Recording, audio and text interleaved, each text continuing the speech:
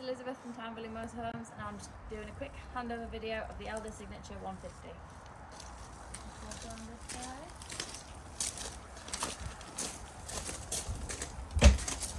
So the first thing you'll find under your van is your waste water tank.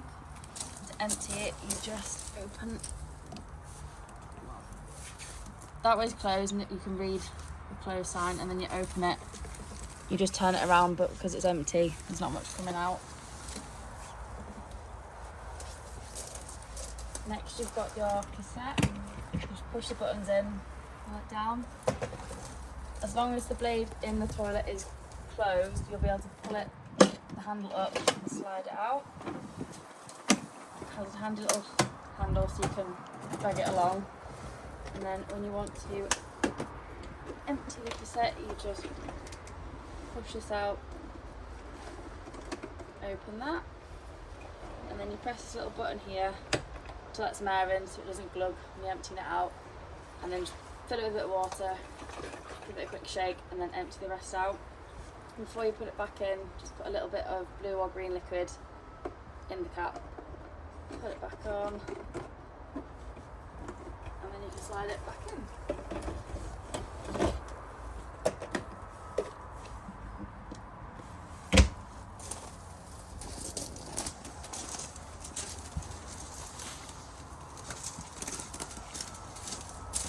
The next compartment along has got your hookup cable.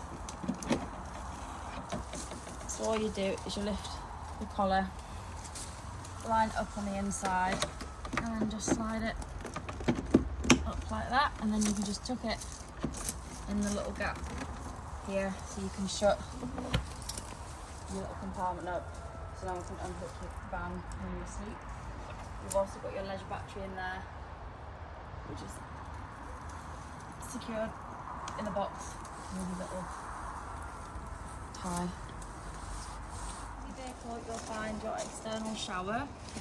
You just slide the collar up, and then you just push the blue collar back, and it'll just pop off, and then you can plug your external shower hose in to hose off bikes, boots, dogs, and then to pop it back, you just push it back in and slide that down. You can also fill your freshwater tank from the back here. You just pop a hose pipe in there, turn it on at the site. You might have to have an adapter and a hose pipe yourself because the sites sometimes don't provide it, and then just fill it up until it overflows and you know you've got a full tank of fresh water. You've also got your TV aerial right at the top along with your reversing camera, and then you've also got two bike rack.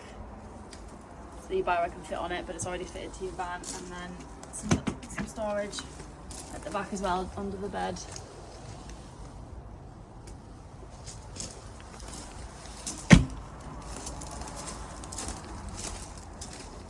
This side you've got your gas locker, which you can fit 2 6-kilogram bottles in. Always make sure you put them on the inside with these little grey container bits just to keep them steady, and then put the black ties around them so they don't jiggle around when you're moving. When you connect your pigtail, it's left to tighten, right to loosen, opposite way around being gas.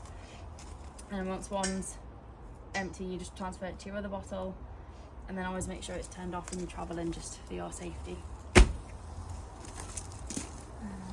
Down here you've got your fresh water tap to empty it off, so you just turn it around and you'll see it draining out the bottom there because we've got a full tank on at the minute.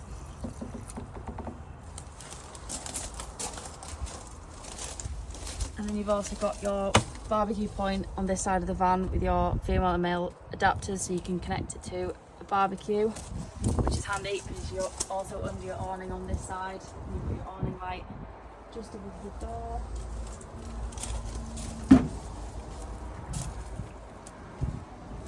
On the back of your habitation door, you've also got 2 magnetic circles just to keep the door from slamming in the wind.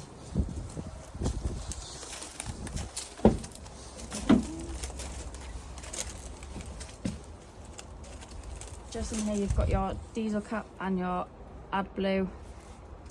Cheaper to fill your AdBlue up at sort of a big petrol station where you see big trucks and Arctic lorries, so it's a bit cheaper than if you buy it in a 15 litre tub. It'll be more expensive than if you just buy it on the pump.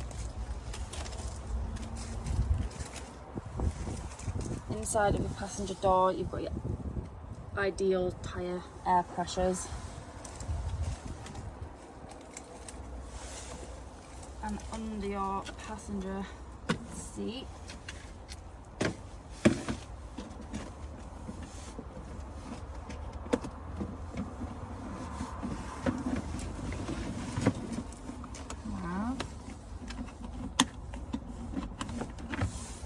handy little tow and eye kit just in case of emergencies.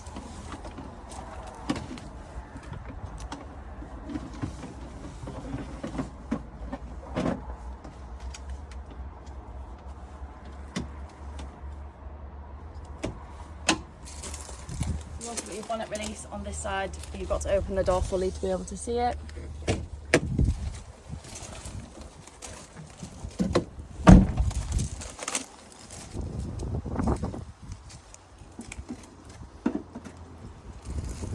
Bonnet, the main sort of bits you're going to be using, hopefully not for this one, is your positive and negative here if you need to receive or give a jump start.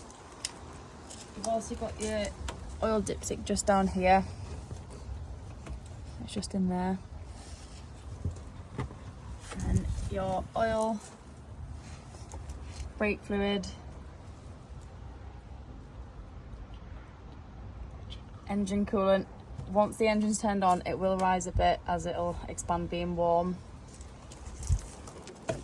Your like washer wiper fluid just in there.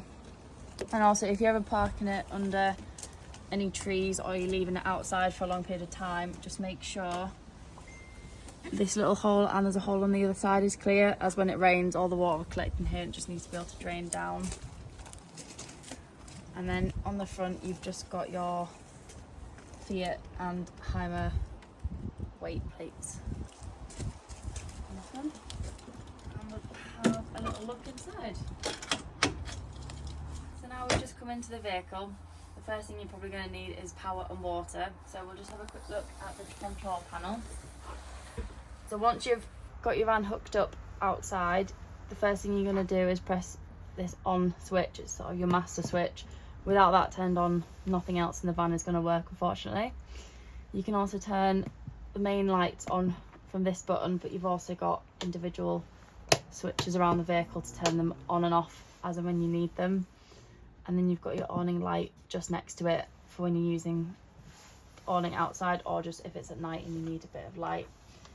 Up here you've got your water pump, but I'd always suggest double checking that your fresh water tank is full or has at least some water in it. Otherwise you'll eventually damage your water pump. Your two round dials here, you've got your heating and water. You can use either gas or electric, but you can also use them at the same time. With the electric, you've got these three little dots. That's 1 kilowatt, 2 kilowatt or 3 kilowatts of energy. The site will probably tell you which to use depending on kind of you've got a normal site or a super site, or if you're abroad they're usually on the lower end. You can change the temperature of your heating just by tapping here. It goes from about 5 degrees all the way up to about 30, but if you've got this set at a lower temperature than the outside temperature, it's not going to kick in because it needs to be hotter on here than it is outside. The same on water, you can either have gas, electric or both. It'll heat up a little bit quicker in winter if you're using both at the same time. And again, you just change it from on the dials. And then you've also got a fly screen here. If the door's open and it's sunny and you want the fresh breeze but you don't want all the bugs, you can just put that across. Now you know you've got power and your heating and hot water's on. The next thing you're probably going to want to do is check you've got gas. So the way we do this is you always want to run it through the highest point in the van first, which is your hob. So if you've got your bottle connected and you know you've turned it on, just pick one of the hobs and turn it on, and then just make sure all the other ones are working. Next thing to look at is making sure your grill works. So it's just the one closest to the centre on the left. You just turn the dial, press the ignition, and you've got, should have blue flames. And then below that you've got your main oven, which is the closest one to the inside on the right. And again, you just turn it to the left and press. And then you've got both grill and oven working on gas. Before putting your glass lid down, always make sure that your hob is cooled, otherwise the glass will shatter and that's going to be quite messy to clean up. Look at the fridge now. So to turn it on, you're just going to want to press this symbol down until everything lights up blue. The Dometic fridges are quite clever because it's a three-way fridge, so you can either have it on hookup, gas or vehicle battery. You can change the mode if you know you were wild camping and you just wanted it on gas. You can select what you have it on, or you can have it on auto and it'll just pick the best energy supply it has. If you have had it on gas and then you travelled somewhere, it will wait about 20 minutes to light up, just in case you're at a fuel station. It doesn't, you know, blow up. It'll give you time to get your fuel and get set off before, but I would always advise just turn it on to auto so it'll pick something else, or you can just change it to vehicle battery or turn it off for 10 minutes. You can change the temperature by clicking the temp button here. Max with food in might freeze your food, so maybe turn it down to 3 or 4, and that's how you use your fridge.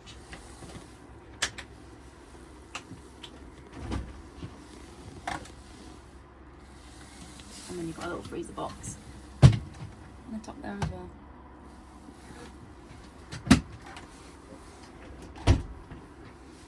So now we've had the boiler on for about 10 minutes. We'll have hot water running through all the taps. I'll just move the draining board to the side. You'll have nice even pressure of cold water, and then turn it to the top.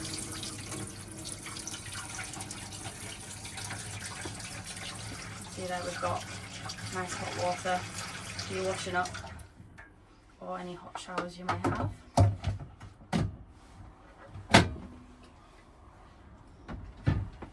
We'll just have a little look in the bathroom.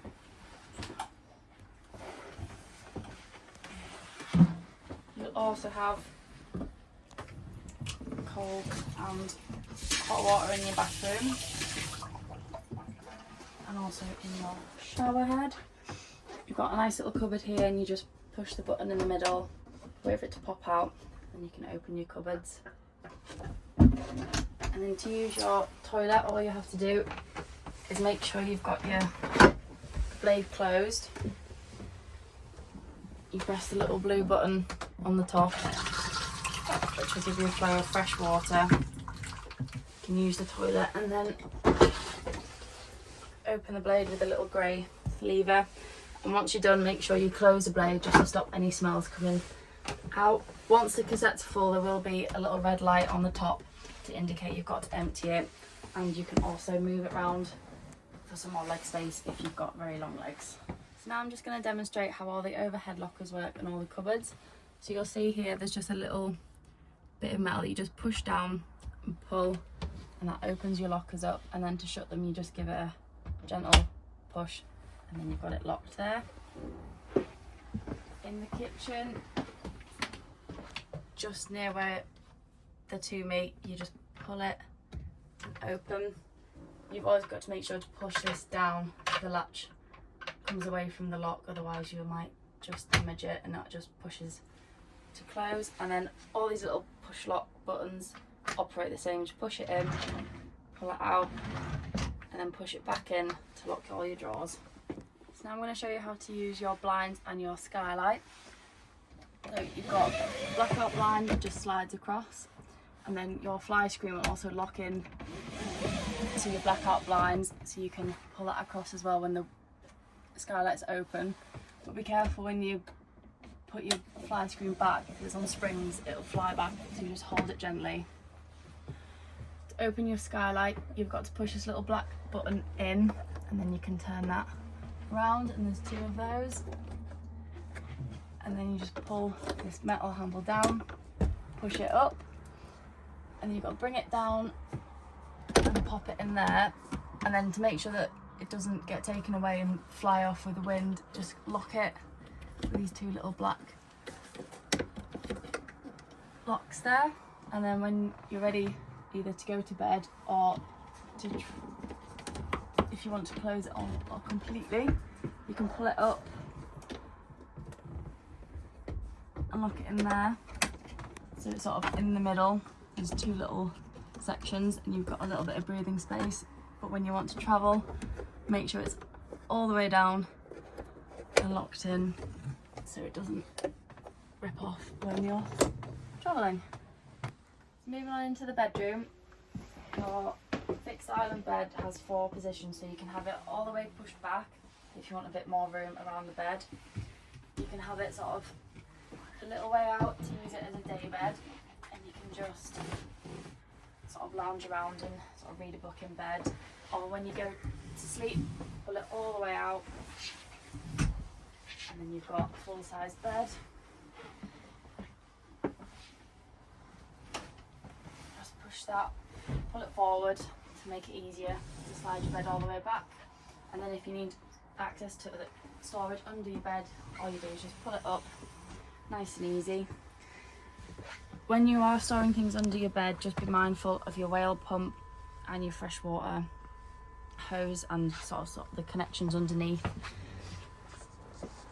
In this little compartment in front of the bed, you've also got your trip boxes and fuses. If you're ever hooked up but you're not getting any power, press this little button here to make sure it's something in the van that's causing the fault. So if it trips, you know it's in the van. If it doesn't trip, it'll be the site and you'll have to go to the site manager for some help. You've got all your fuses down here. I would always advise to carry some spare fuses just in case any of them blow. You can easily replace them and you're not stuck without, say, the fridge working. This little black button down here, in the winter months, just turn it on. It'll just keep your water tepid in your freshwater tank to stop it freezing and causing any water damage. So on this particular model, in the front, you've got some lounge seats, you've got travelling seats, and it turns into a bed. So I'm just going to show you how you get to your travelling seats, because they are cleverly tucked away. Start by just moving the cushions out of your way, because they are quite large. And just lift that up, and then you've got little silver levers here. You just push it up slightly, press that, and it will collapse down. Just before we set the travel seat up, this is your boiler drain down. So if you're winterising your van, you want to empty out your fresh and wastewater tanks, and with the pump on, you want to turn this yellow so it's facing towards the back of the van. At the same time, open all your taps up, so your kitchen tap, your toilet, your bathroom sink tap. Let all the water drain out, and then once all your water's gone, turn the pump off, but also leave your taps in the upright. No. So now I'm going to demonstrate how you get your travelling seat up in the right position. So this little black lever here, you just pull it forward and lift the front of the seat to about there, about 90 degrees, and then there's a little black lever down here. So you pull that up, get your hand under the rest of the backrest, and then you've kind of got to wiggle it forward a couple of times, and then your backrest just slides up like that and into position, and then you've got your seat belt and the clip cleverly tucked away, ready for travel. So now I'm going to show you how the front bed works. It's super easy. All you do is just pull the seats forward and close together, and then your backrests, just slide them in the gaps behind.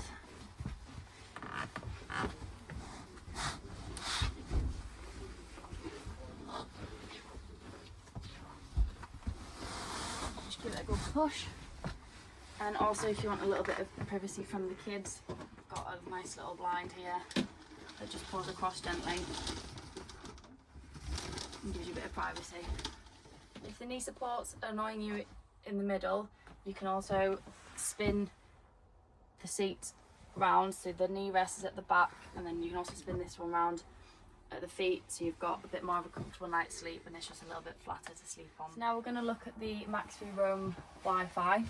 So to get it out of its holder, all you do is just push this little black bit up and it just slides out nicely. Before you can put your SIM in, you just got to take this little black cable out. You'll need a data only SIM from either EE or Vodafone, one of the main providers, as they provide better coverage. Once you've got your SIM card inserted, you'll have to connect it to your phone. The passwords for it are all along the back, so you just turn it round and you can see your passwords and link to it, and then you just put your router back in, and all you do is line it up, push it back in, and there's your Wi-Fi ready to go. So when you want to set your aerial up, all you have to do is loosen this white spindle here, push your aerial up, and you can always look at other people's vans to see sort of what direction their aerial is, and all you do is spin it round and have someone outside telling you if you're in the right sort of area. If you need slightly higher signal, you can turn this dial from high to low. Once you've turned it on, at the side here you'll see a little red light indicating that it's on. Once you're sort of ready to go, or if you're moving to a new site, turn this off, make sure it's all off, and then you've got to make sure you pull your antenna back down, turn the handle so your attention sticker's at the front so you know you're in the right position for travelling, and then tighten this back up all the way so it doesn't come loose when travelling, and you know it's safely locked in place and it's not going to go anywhere. So now we're in the cab, I'm just going to show you the main features. So you've got, on the left hand side, you've got radio control, so you can mute your radio or unmute it. You can turn your volume up and down. You've also got voice command, so you can ask to change radio stations. On the right hand side, if you've got your phone connected, you can answer calls and you can also hang up the call.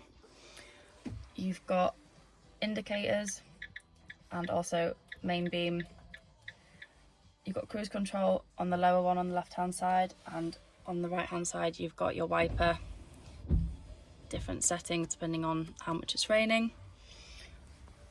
All the way over here you've got mode, so if you click on that, just above your fuel gauge it will bring up menu and you can go through different sections, and to exit you go to exit menu and click mode again.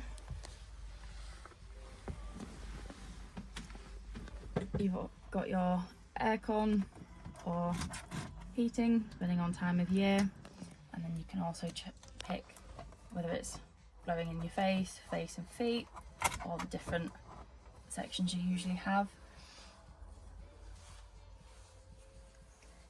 On your radio you can turn it on and off through here. You can also turn it up and down. If you want the radio on a night time but you don't want the screen light coming through, you can turn the screen off so you've just got the music playing in the background. You can also mute it from here as well. On this side you've got settings, so you can go through different time, date. If you're going abroad you might need to change a time, so you can just scroll through and also change language if you wanted to.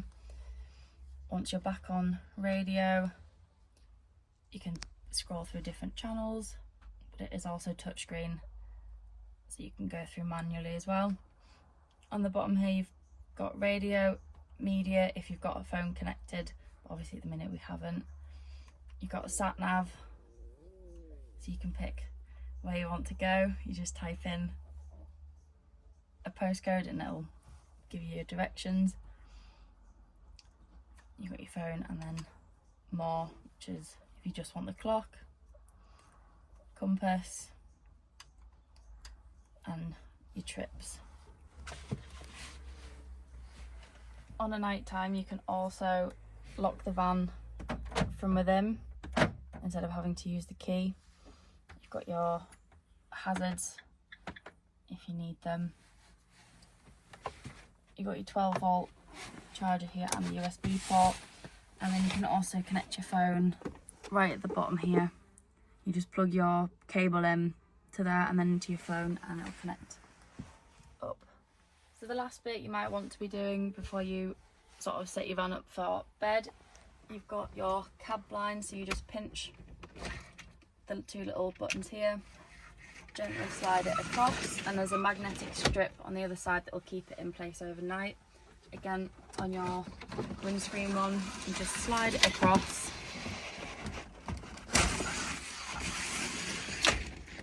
to there, and it'll go together. Sometimes you might need sort of elastic band or a hair bubble just to keep these together. If the van rocks, the magnets might not stick it together, so you don't want the light glaring through, so just put elastic band around it and it'll keep the blinds together and keep the light out. And again, they just slide back and just click into place when you're travelling through the day. That's everything on the Elddis Signature 150. If you like any more information, you can visit our website at www.timevalleymotorhomes.com or give us an email at timevalleymotorhomes.